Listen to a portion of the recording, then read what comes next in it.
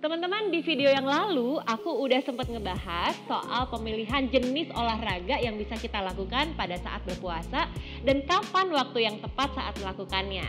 Nah, kalau udah ngelakuin olahraganya tapi masih ngerasa lemes, terus lesu, pasti ada yang salah nih di asupan nutrisinya atau di jam tidurnya kamu. Kita bahas di Fit with Mel kali ini ya.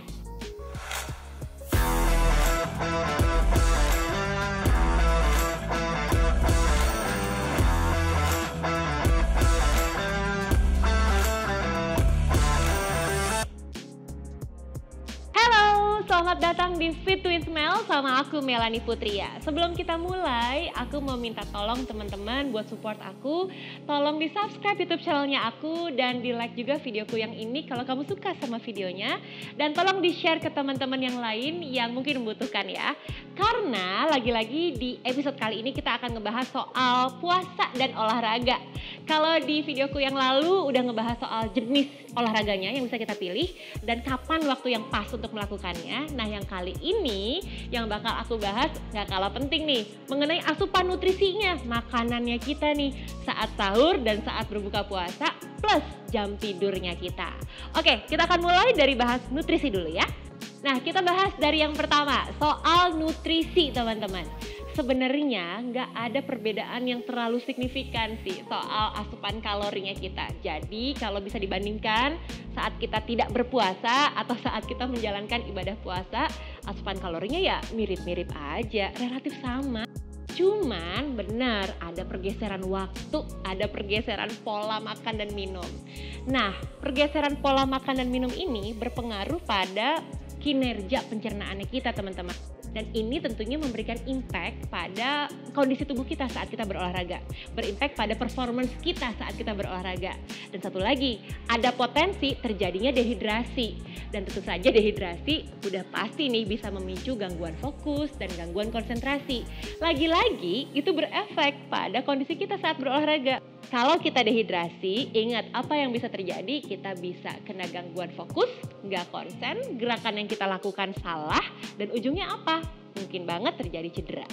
Jadi apa dong yang bisa kita lakukan? Oke teman-teman, strategi yang bisa kita lakukan adalah dengan mengoptimalkan asupan nutrisinya kita pada saat sahur dan berbuka puasa. Supaya kita tetap bisa melakukan aktivitas ibadahnya kita dengan khusyuk dan tetap bisa berolahraga serta mendapatkan hasil yang optimal dari olahraga tersebut. Yang pertama yang harus diperhatikan adalah asupan saat kita sahur ya, supaya kita bisa beraktivitas seharian penuh. Yang perlu dimakan saat sahur apa sih?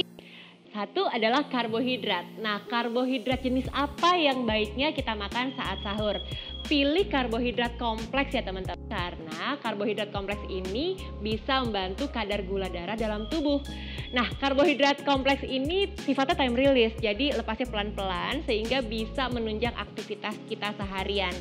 Jenis karbohidrat kompleks yang bisa kamu pilih adalah misalnya beras merah, beras hitam, atau oats, roti gandum, atau buah kesukaan kita semua yaitu pisang. Ini juga bisa menjadi pilihannya kamu. Makanan yang kedua adalah makanan yang berserat tinggi supaya kita ngerasa kenyang terus dan gak gampang lapar seharian teman-teman. Contoh makanan ini adalah kentang, kurma, terus buah-buahan dan sayur yang punya kadar air yang tinggi. Jadi bisa bikin kita ngerasa kenyang seharian.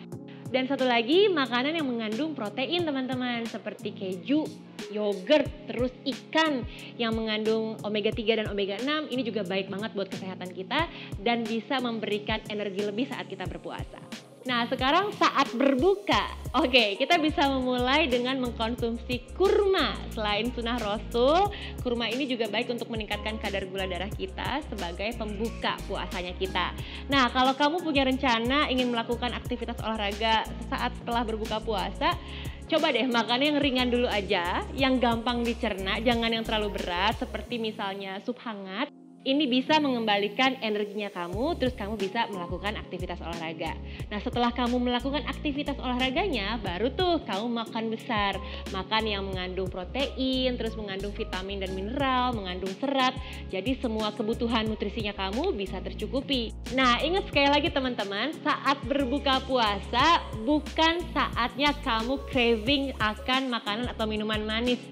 Jadi jangan sampai kamu masukkan gula berlebihan ke dalam tubuh kamu, karena gula yang berlebihan itu justru bisa menurunkan performanya kamu saat kamu berolahraga, dan kita tidak inginkan itu ya. Jadi cukup sebagai pembukanya saja, terus kamu olahraga, baru deh makan yang sehat setelahnya ya. Nah sekarang aku mau ngebahas soal hidrasi nih. Kita pindah ke sebelah sana yuk. Nah sekarang kita bahas soal hidrasi ya. Teman-teman, kondisi dehidrasi jelas bisa menurunkan kinerja tubuh kita. Mulai dari timbulnya rasa lelah, lalu rasa lesu, terus kurangnya konsentrasi, kurangnya fokus, sampai timbul gejala yang berat. Nah, karena itulah kita perlu banget nih menjaga hidrasi dan terhindar ya dari dehidrasi. Caranya gimana dong untuk memastikan supaya kita tetap bisa terhidrasi dengan baik saat berpuasa? Nah, untuk mencegah terjadinya dehidrasi teman-teman, disarankan untuk mengkonsumsi 8-12 gelas air mulai dari saat habis berbuka sampai sahur. Kalau aku nih biasanya aku minum 1 gelas air pas bangun tidur, terus saat sahur minum 2 gelas, terus pas buka puasa minum 2 gelas, terus sisanya 4-5 gelas aku cicil-cicil mulai dari habis buka puasa sampai waktu sahur tuh saat malam harinya. Nah itu bisa mencegah terjadinya dehidrasi dalam tubuh kita saat menjalankan ibadah puasa.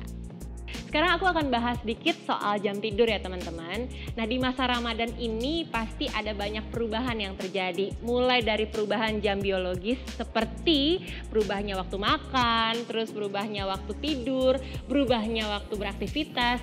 Nah ini tentu saja akan memberikan dampak juga pada kinerja hormon yang ada di tubuh kita. Adanya perubahan jam biologis tubuh berefek pada perubahan kinerja hormon. Nah karena itulah kita harus bisa pinter-pinter ngatur jam tidurnya kita teman-teman. Makanya coba deh buat establish kebiasaan waktu tidur, sleep wake circle-nya kamu nih sampai bisa memenuhi kebutuhan kamu saat Ramadan. Jadi ingat sekali lagi, jangan begadang dan perbanyak ibadah aja. Jangan begadang karena drakoran atau main game terus ya. Sekarang saatnya kita fokus ibadah dan tambahin porsi olahraga supaya kesehatannya bisa maksimal.